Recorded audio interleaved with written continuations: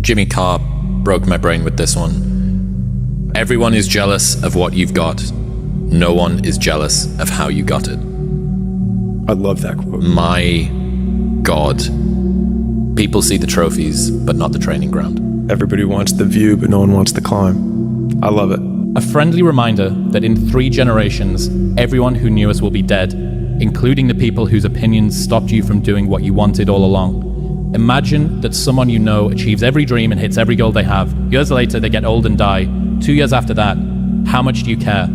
About as much as everyone else will if you accomplish your goals and dreams. Do it for you. The reason the goal isn't coming at you fast enough is because every person you've seen accomplish the goal, you only see it the moment they accomplish it. And the reason that it hurts so much when people are like, must be nice, oh, that happened overnight, is because every time you fail, no one cares and no one sees. But when you finally win, people take notice. Discredited. But it's the only time they notice is when you actually win. And so to even further reinforce the point, the fact that everyone looks like an overnight success means that the 10 years where they sucked, no one saw. And so the fear that you have about people noticing the fact that you fail is ridiculous because they're barely going to notice when you succeed. And now people say, it must be nice for you. And you go, dude, you. Like, if you could have seen how much criticism and hard work and lonely nights and all of this stuff when nobody was watching and I was unsure of myself, chronically miserable, and I criticized and all my friends took the piss out of me and I did all of these things. I had to go through all of that for you to now say, must be nice. I'd say one of the strongest mental frames that has gotten me through my hardest times is thinking this will be the story that I will one day tell. And that means the harder it is, the bigger the dragon, the more epic the story, and by consequence, the more epic the hero. And if you think about the difference between winners and losers, winners define themselves by what they made happen, and losers define themselves by what happened to them. And the difficult part of the lonely chapter is that the Rocky cutscene lasts 90 seconds in the movie and lasts 5 years in reality. With no promise of it ever ending. No guarantee of glory. And the only certainty that I can give you is that it's the same thing that every other mouse, every other person who got through that period went through. And you won't die. And if you do die, you won't care because you'll be dead.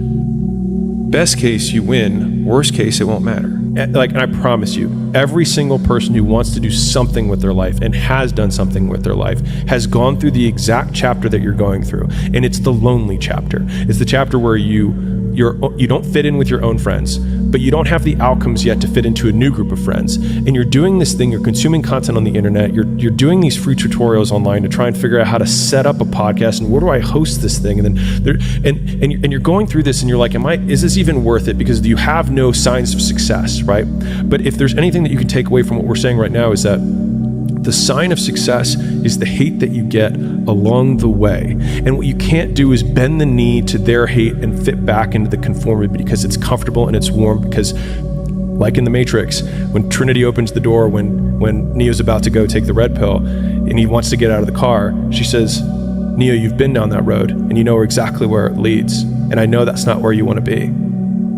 And then he closes the door. Like right now, this moment that you're going through is Trinity opening the door and being like, you could go back, but then you'd have to remember exactly what the reason was that you decided not to go out to begin with, just because you listen to this podcast and you consume this content, you're like, I can do more than this. Reminder that if you want to be exceptional, you're going to be different from everyone else. That's what makes you exceptional. You can't fit in and also be exceptional. Both have discomfort. When you fit in, you have internal conflict because you're not being 100% you. When you're exceptional, you have external conflict because everyone sees you as different. Pick one. When your friends start to say, you've changed, remember it's because they don't know how to say, you've grown. I'm saying this because I used to think that there was something wrong with me, when in reality, I just didn't understand what the nature of being exceptional meant.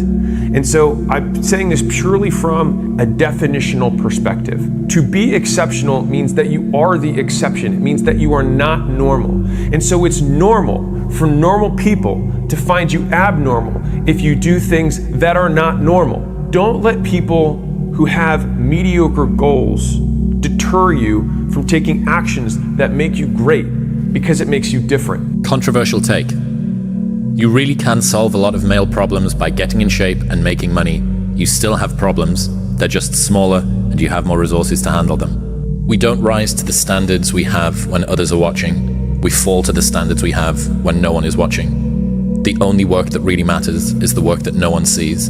It shows you who you really are rather than who you say you are. The world is there for the taking for anyone who can learn from their mistakes, do what they say they were going to do, and stick with it. What used to make a man acceptable now makes you extraordinary. The bar for winning has never been so low. If you think back to college, when you were a freshman, you think, wow, this is so hard or whatever. And then by the time you're a senior, you're like, man, these kids are so soft. And so we remember things as harder than they were. But I also think that there is a thread of reality, which is that the younger generation is softer. And I think we are softer than the generation above us. When I think about the guys who were storming Normandy, and I think about the people who would be attempting to do that now, as a class, I think that we are softer. And so the thing is that if you can barely decide to take any action at all and peel your eyes away from your phone for just a moment, it's so much easier to beat everyone else, because most people are overweight, they're distracted, they're poor, they have so few skills, because it has never been easier to start a business, to make money, to get in shape. It's just also never been easier to do nothing.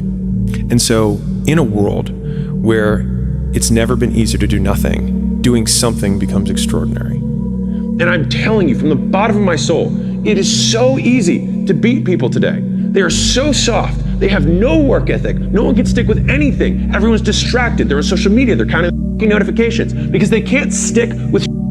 They can't say no. If you talk about work-life balance as a 22-year-old man, you're hanging around with the wrong people. That gnawing feeling when you realize you've outgrown your social circle isn't loneliness. It's your ambition finally speaking louder than your need to belong. If you're 22 years old, like, the world does not hate you. You're just not good at anything yet. If you seek to be good at something, then you have a tremendous deficit in experience and repetitions that people who are ahead of you or who have achieved what you want to achieve have over you. And so the only thing that you have, now you do have an advantage, you have a couple. Number one is that you will have more energy than they do, period. And so your ability to work long hours, sleep less, and maintain high levels of focus while maintaining peak fluid intelligence is at its peak. Use it. The second thing is that you have nothing to lose. And so the thing is people always fear being the new entrant. But when you have nothing to lose, or you have nothing going for you, it also means you have nothing to lose. And that means that every position on the board always has an advantage, because anybody who has achieved this big thing that you have was also once a 22-year-old who had nothing going for them. And you're at zero. Right. You can't get worse than this. You have unlimited shots on goal. And so not taking the shot is like saying, life, I don't want to scratch off this lottery ticket, but the lottery ticket's free.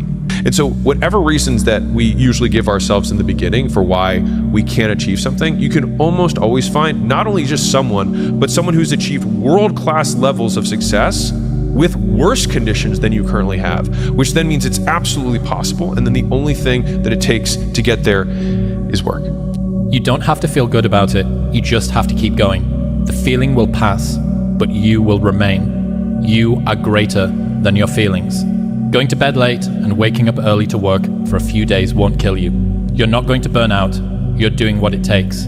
If you're one of those people that push work-life balance, just remember, the people who like working a lot don't care. I've never regretted trying harder at anything ever. Hard times last long, but an epic story feels like a lifetime. It just takes work. Loads and loads of work. Every time I try and dress it up or cut a corner, I get brutally reminded the work just needs doing. The work doesn't care who you are, it just cares that it gets done. I think a hopeful message that anyone can think about who's in that hard period or in that start period is that it won't get harder. Like, this is the hardest part.